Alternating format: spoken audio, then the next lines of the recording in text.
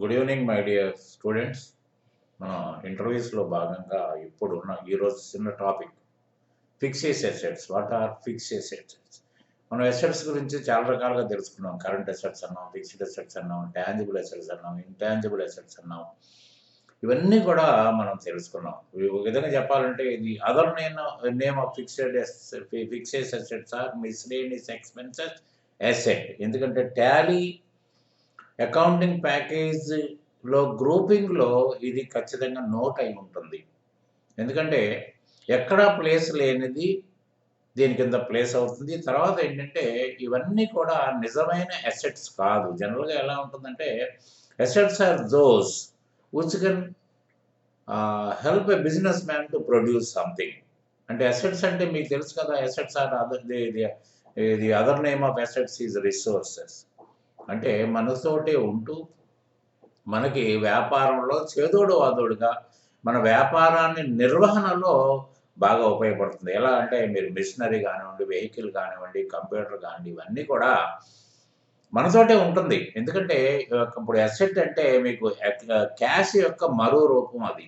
అంటే మనం పెట్టుబడి పెట్టడానికి క్యాష్ తీసుకొచ్చిన తర్వాత, లేకపోతే ఇతరత్ర during the course of business the funds may be taken from outside to purchase an asset.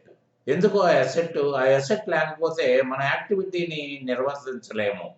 ఇప్పుడు కాంట్రాక్ట్ ఉందనుకోండి, కాంట్రాక్టర్లో మిక్సర్స్ ఉండాలి, వైబ్రేటర్స్ ఉండాలి, క్రెయిన్స్ ఉండాలి, ట్రాక్టర్స్ ఉండాలి, ఇవన్నీ ఉండాలి. అవి ఉంటేనే మనం దాన్ని సక్రమంగా మనం ఎగ్జిక్యూషన్ చేయగలుగుతాం. ఆఫ్ కోర్స్ అది లేకపోయినా కూడా we can take them on hire also. అది క్వశ్చన్ కాదు ఇక్కడ. ఎందుకంటే మన చేతిలో ఉన్నది మనం ఎప్పుడంటే అప్పుడు వాడుకోవచ్చు. అదే వేరే హైర్ తెచ్చుకున్నట్టయితే ఎన్ని రోజులు మనకు ఉంటే అన్ని రోజులు మనకు అది ఎక్స్పెన్సెస్ కింద లెక్క. కాబట్టి ఏంటంటే అసెట్స్ అన్నీ కూడా మనకి ఖచ్చితంగా మనతో పాటు కొంతకాలం ఉంటూ మనకు ఉపయోగపడతాయి. అంటే దీంట్లో అసెట్స్లో కూడా కరెంట్ అసెట్స్ వచ్చేప్పుడు ఈజీలీ కన్వర్టబుల్ ఇంటూ క్యాష్, లిక్విడిటీకి వస్తాయి. ఎందుకంటే కరెంట్ అసెట్స్ ఎందుకు బాగా పనికొస్తాయంటే to discharge the current liabilities. ఎందుకంటే మీకు రొటేటబుల్ ఆబ్లిగేషన్స్ ఏదైతే ఉందో, ఏది సర్వీస్ ఛార్జెస్ కానీ, లేకపోతే గూడ్స్ పర్చేజ్ అండ్ క్రెడిట్ కానీ ఉన్నారా, తర్వాత ఇవన్నీ taxes collected on behalf of the government, ఇవన్నీ కూడా rotatable obligations. Every month they will rotate, they may become zero and will come again in the under the liabilities side. So దానికి కానీ ఇది fixed assets అన్నీ కూడా they are not really assets. అసలు by name itself మన మామూలుగా గుళ్ళు చూసినట్టయితే it is an imaginary one, it is a fake one, it is an imaginary one and not true. అంటే మనకి అసెట్స్ రూపంలో ఉన్నాయి కాబట్టి దాన్ని మనం బ్యాలెన్స్ చేస్తూ ఉంటాం. కాబట్టి అసెట్స్ రూపంలో ఉన్నాయి కాబట్టి అది అసెట్ అనుకోవడం తప్ప నిజంగా those things are not assets. ఆ అసెట్స్ అవి ఎటువంటి అసెట్స్ అయి ఉంటాయి, అవన్నీ కూడా మనం దీంట్లో ఎగ్జాంపుల్స్గా కూడా మనం చూద్దాం. కాబట్టి ఏంటంటే దీన్ని నేను ఏ విధంగా దీన్ని మీకు ఎక్స్ప్లెయిన్ చేశానో ఒకసారి చూద్దాం. The word fixes literally means fake, imaginary or not true. Hence, fixed assets mean the assets which are not actual assets of the company. Those easy assets are shown in the asset side of the balance sheet. అంటే balance షీట్లో asset side మనం placement చేసిన మీకు balance షీట్లో miscellaneous expenses asset అది will be placed at the end in the asset side. ఆ లాస్ట్లో అవి ఉంటాయి. అంటే కొంతకాలం పాటు మనతో ఉంటాయి. ఎవ్రీ ఇయర్ మీకు అమౌంటైజేషన్ చేస్తాం. ఇప్పుడు మీరు ఫిక్స్డ్ అసెట్స్లో డిప్రిసియేషన్ చేస్తాం, అమౌంటైజేషన్ చేసి the amortized amount will be transfer to the expenses account. అవన్నీ ఎక్స్పెన్సెసే but will not be treated as expenses immediately they occurred. అంటే after in some installments they will be transferred to the expenditure account and will be closed permanently. ఉన్నారా? అది miscellaneous expenses asset. అంటే మీరు grouping చదివిన వాళ్ళు ఎవరున్నా కూడా miscellaneous expenses గురించి క్లియర్గా తెలిసే ఉంటారు. Fixed assets are the expenses or losses which are not fully written off during the particular account period. ఎందుకంటే ఏదైతే మనం అంటే ఇప్పుడు ఈ మిస్‌లేనియస్ ఎక్స్‌పెన్సెస్ ఎలా ఉంటాయంటే హెవీ ఎక్స్‌పెండిచర్స్ అయ్యుంటాయి. సపోజ్ చిన్న ఎగ్జాంపుల్ చెప్తున్నాను. ఒక అసాంఘిక శక్తుల వల్ల గానివ్వండి, భూకంపాల వల్ల గానివ్వండి, ఫ్లడ్స్ వల్ల గాని, ఇప్పుడు మనం ఉన్న బిల్డింగ్ కూలిపోయిందనుకోండి. ఇప్పుడు ఇవాళ వర్షాలు పడుతున్నాయి. పడుతున్నప్పుడు ఏంటంటే ఎక్కడెక్కడో బిల్డింగులు కూలిపోతున్నాయి. లేకపోతే కన్‌స్ట్రక్షన్ కరెక్ట్‌గా లేకపోయినా కూడా అనుకోకుండా అపార్ట్‌మెంట్ కూలిపోయే పరిస్థితొస్తుంది. అప్పుడేమవుతుంది మనకి దాని మీద ఖర్చు పెట్టిన ఖర్చు ఏకదమున డిసప్పీర్ అయిపోద్ది. జనరల్‌గా బిల్డింగ్స్ అన్నీ అప్రిషియబుల్. ఎందుకంటే ఇవాళ ఇవాళ కొంత కాస్ట్ ఖర్చు పెట్టి బిల్డింగు మనం కొనుక్కున్నా, కట్టుకున్నా కూడా దాన్ని ఇంకొక మంచి రేట్‌కి అప్రిషియబుల్ రేట్‌కి అమ్ముకోగలుగుతాం. కానీ యాక్చువల్‌గా కూలిపోయిందనుకోండి, కూలిపోతే పరిస్థితి ఏంటి? అది హెవీ లాస్. కానీ ఇది కంపెనీస్‌లో మీకు ఈ ఫిక్స్డ్ అసెట్స్ అన్నీ కూడా మిస్‌లేనియస్ ఎక్స్‌పెన్సెస్ అసెట్‌లన్నీ కూడా దాదాపు కంపెనీస్‌లోనే కనిపిస్తాయి. మీకు మామూలుగా ఫర్మ్‌లో గాని, ప్రొప్రైటర్‌షిప్‌లో కానీ కనపడవు. ఉంటాయి. కానీ అవి ఎందుకంటే దీన్ని ఎక్స్‌పెన్సెస్‌గా కాకుండా దీన్ని అసెట్‌గా ఎందుకు ట్రీట్ చేస్తారంటే జనరల్‌గా కంపెనీ యొక్క అభివృద్ధి మీదే, దాని ప్రాఫిటబిలిటీ మీదే, దాని యాక్టివిటీ ప్రాఫిటబిలిటీ మీదనే షేర్ వాల్యూ మార్కెట్‌లో డిపెండ్ అయి ఉంటుంది. ఎందుకంటే లాసెస్ ఉన్నాయనుకోండి, ఆ షేర్‌ని డిస్కౌంట్ రేట్‌ని డిస్పోజ్ చేయాల్సిన అవసరం ఏర్పడుతుంది. ఎందుకంటే మెయిన్‌గా షేర్ మార్కెట్ మీదనే కంపెనీ యొక్క భవిష్యత్తు ఆధారపడి ఉంటుంది. కాబట్టి ఏంటంటే ఇవి కొంతకాలం దాంట్లో పెట్టి అది అసెట్స్ కాదు కాబట్టి పెట్టి నెమ్మదిగా అమౌంటైజ్ చేసుకుంటూ తీసుకొనెళ్ళి మన ఎక్స్‌పెండిచర్ అకౌంట్‌లో ఏసేసి దాన్ని రైట్ ఆఫ్ చేసేస్తారు. So, fixed assets are the expenses or losses which are not fully written off. అంటే ఒక 5 ఇయర్స్ టైం పెట్టుకున్నట్టయితే ఎవ్రీ ఇయర్ ఒక 20% రిటర్న్ ఆఫ్ చేస్తారు. మిగతా బ్యాలెన్స్ ఏదైతే ఉందో that they the the those the balances will be shown up to 5 years in the balance sheet asset side. These expenses or losses are spread over more than 1 year.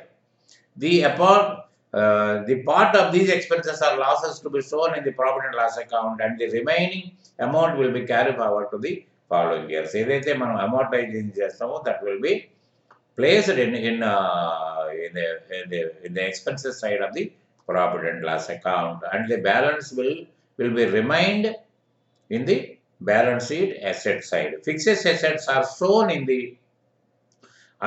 asset side of the balance sheet of the company and to be written off to the profit and loss account by decreasing the value of the balance sheet. మామూలుగా మనం fixed assets depreciation చేసి ఎట్లయితే decrease చేస్తామో ఇది కూడా decrease అవుతానే ఉంటుంది. కాబట్టి ఏంటంటే ఇది ఫిక్స్డ్ అసెట్స్ అంటే ఇది స్మాల్ బిట్. ఎందుకంటే ఇది కూడా మీరు తెలుసుకోవాల్సిన అవసరం ఉంది.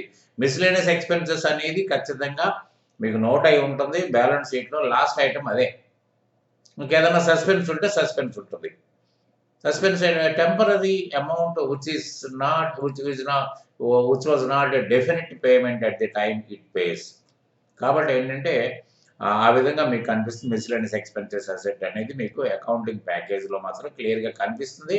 అది దాని గురించి మీకు అర్థమవుతుంది. సో, దీనికి ఒక రియలైజబుల్ వాల్యూ ఉండదు. ఎగ్జిస్టెన్స్ కూడా ఉండదు. ఫిజికల్ ఎగ్జిస్టెన్స్ ఏమి ఉండదు మీకు. ఆ అసెట్‌కి ఫిజికల్ ఎగ్జిస్టెన్స్ ఉండదు. ఏది మీరు ఇంటాంజిబుల్ అసెట్స్‌లో కాపీరైట్స్ గాని, గుడ్ విల్ గాని ఎలాగైతే ఎగ్జిస్టెన్స్ ఉండదో దీనికి కూడా ఎగ్జిస్టెన్స్ ఉండదు. ఉన్నారా?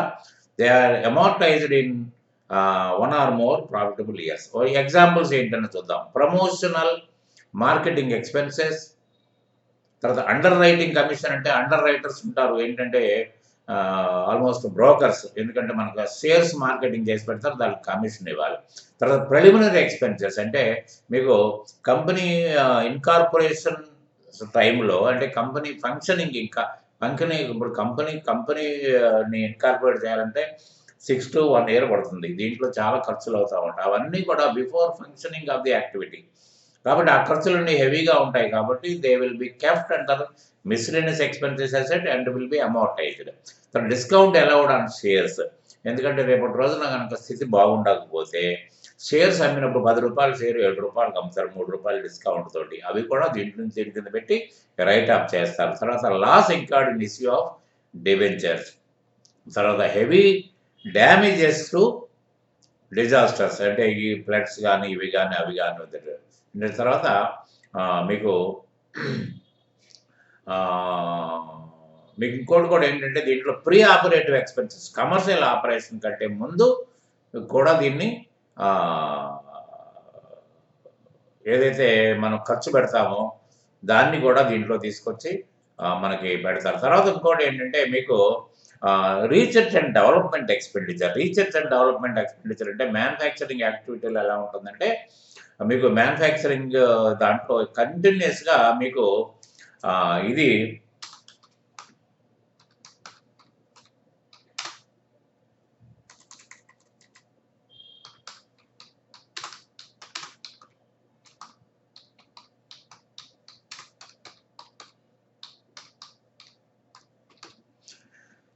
మ్యానుఫ్యాక్చరర్ కంప్లీట్గా ఏంది కాంపిటేటివ్ మార్కెట్ కాబట్టి మీరు తయారు చేసే ప్రొడక్ట్ మీద ఖచ్చితంగా దాని ఎన్హాన్స్మెంట్, దాని అప్గ్రేడేషన్ చేయడానికి కంటిన్యూస్గా రీసెర్చ్ వర్క్ జరుగుతూ ఉంటుంది. చాలా హెవీ అమౌంట్లు డబ్బులు అవుతూ ఉంటాయి కాబట్టి ఆ అమౌంట్ను కూడా పక్కన పెట్టేస్తారు.